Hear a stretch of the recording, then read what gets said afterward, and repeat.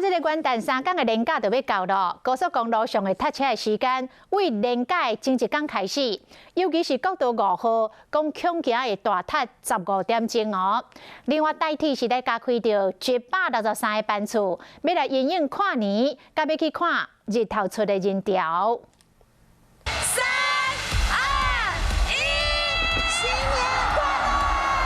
跨年伫要到啊，想要出去佚佗，爱会记你做好塞车的心理准备。3天的元旦假期，为31号跨年迄天，国道的车辆就开始变多。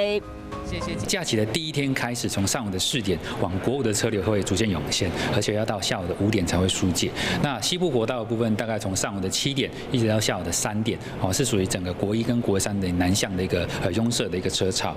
国道5号恐惊会愈侪台车，车辆上侪时间点就伫咧明年元旦，预计达到115万车公里，是平常时的1.3倍。高公局也释出办法，维持单一费率，为路段费率会阁优待8折，逐工半暝12点到5点暂停收费，卖做人数管制，交流道封起来，希望会当解决塞车的问题。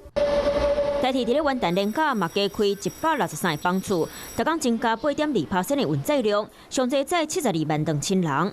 不过随风和交通啊，共款家己当单线双向通车。